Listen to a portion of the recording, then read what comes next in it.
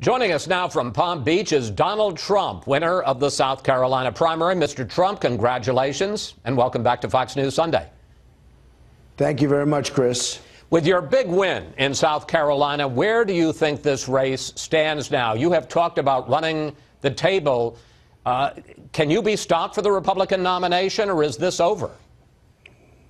Well, I guess you can always be stopped. I have very good competitors. They're very smart people, you know, governors, senators, very talented people. Ben Carson, Dr. Ben Carson, who's a tremendous guy and a talented guy. So, I mean, we have a lot of talented people. Let me ask you, people are talking about this now as a three-man race, so let me ask you about your two chief competitors. Thumbnail sketches, lightning round rules, Ted Cruz. Oh, he's very smart, very sharp. You know, I haven't been too happy with the way he's conducted himself, but I understand he wants to win, and it's a little bit tough. He did a couple of robocalls on me yesterday morning. That was the morning of the election.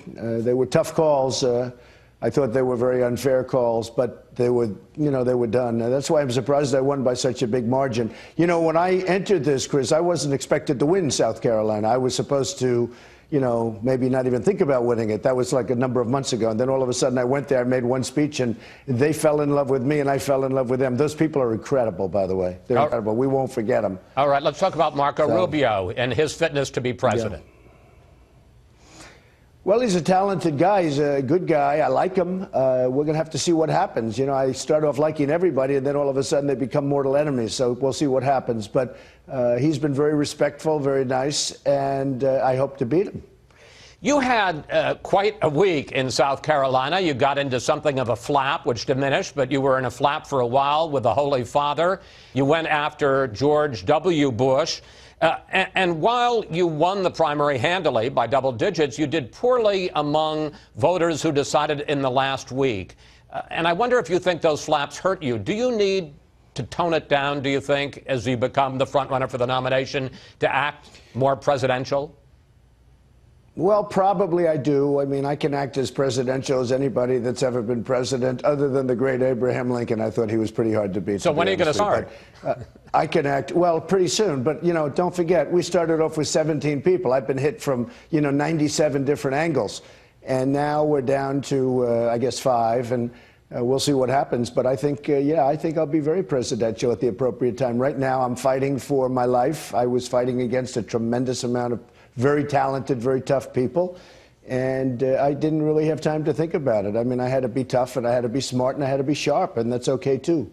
You took some strong positions this last week that you later had to walk back, and I'd like to explore a couple of them. First, you said that President Bush 43 lied us into war in Iraq and took that back. Here it is.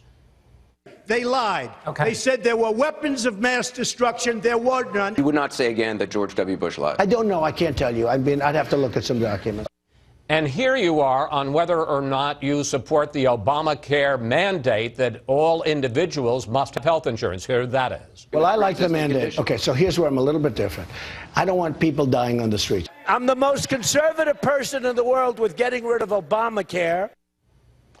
Mr. Trump, question. Do you support the individual mandate in Obamacare or not? Right. Let me explain to you. First of all, I don't want mandates for anything. I want people to get, but I don't want people dying in the streets. And I was actually talking over Anderson Cooper, who I thought it was a great interview, and he's a great interviewer.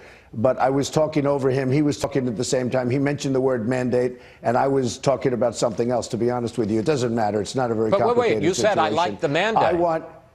I want people to be covered that cannot afford to be covered, I don't want people dying in the streets. And that's not mandate. That's me. That's having a heart. I don't want people dying in the streets. I don't want people that have no health care whatsoever, and they're in the middle of a street dying. And I talk about it all the time. And you know what? When I give these speeches where I have 10,000 and 15 and 20,000 people, and I talk as a Republican, as a conservative Republican, and I talk about that, and I say, I don't want people dying because they have no money, I get standing ovations. You know, the Republicans are not bad people. I get standing ovations. So I think it's very important. I'm not going to have people dying in the street if I'm president. I can tell you that. You can call it whatever you want. But to the larger point, I mean, whether it was lying or whether it was the mandate, particularly now that there's going to be more and more focus on everything you say, do you think you have to be more careful?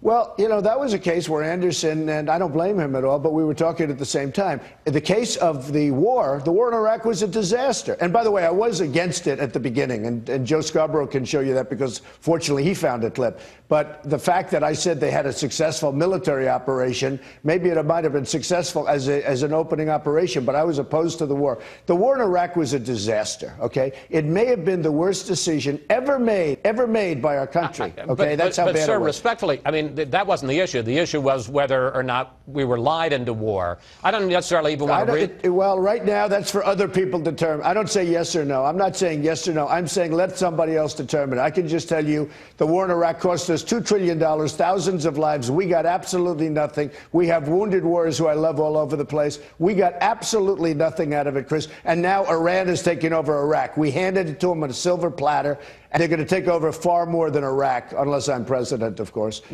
Look, the war in Iraq was a disaster. And the reason I won by such a large number is that while the pundits, including yourself, thought I made a mistake when I took on Bush on that issue, and I have nothing against Bush. I don't even know the president. I never met him.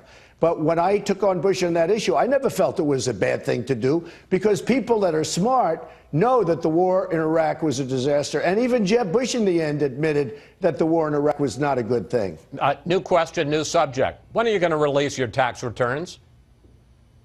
Well, we're having them made. They're extremely complicated. It's going to take a little while. I don't know if you ever saw the picture I gave, but I gave you a picture with about 2.5 feet of tax returns standing in front of me as I was signing.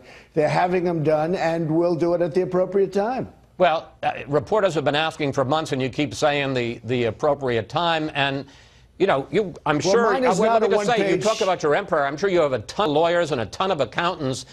Don't voters deserve to get a look at your finances, sir? Oh, I think so. Well, I've already given my financial statements more than anybody's ever given. No, but the tax returns. And they turned out to be about 5 times greater than anybody ever thought. No debt, very little debt, tremendous cash flow, some of the greatest assets in the world, which is the thinking that our country needs to get rid of its $19 trillion, et cetera, and to make good deals. But I've given the tax returns at the appropriate time. There's no rush, at the appropriate time. To use a business term, are you involved in a hostile takeover of the Republican Party? No, I'm not at all. I get along with the Republicans. There's nothing hostile about it. I was a Republican establishment figure, and then the day I decided to run, I became an outsider, and more so than I even thought. People that were totally establishment that loved me. You know, I was a very big contributor. I gave $350,000 just before to the Republican Governors Association. But what's your view of the GOP establishment now, sir? I think it's a mess. I think it's a mess. And I think they better get their act together because they're going to keep losing elections. With the kind of thinking that we have with the Karl Roves and the Stephen Hayeses and these characters that can't get themselves arrested, if you want to keep people like that, if you want to keep listening to people like that, you're never going to win. You're never going to win. They're from a different age. They're from a different world. You raised the question again this week of whether or not you're going to honor your pledge, the loyalty pledge that you signed to run as a Republican, and even if you lose, not to launch a third-party campaign. Is that a threat that you're going to keep wielding throughout this campaign? No, because I want to run. It's asked by folks like you. You're bringing it up again as an example. No, the pledge is the pledge, but the other side is not honoring it. Look, I signed a pledge. I'm a Republican. I'm the leading Republican by a lot. And that's where I want to be. I don't want to run as an independent. I'm not going to be doing that. I think it's highly, highly unlikely.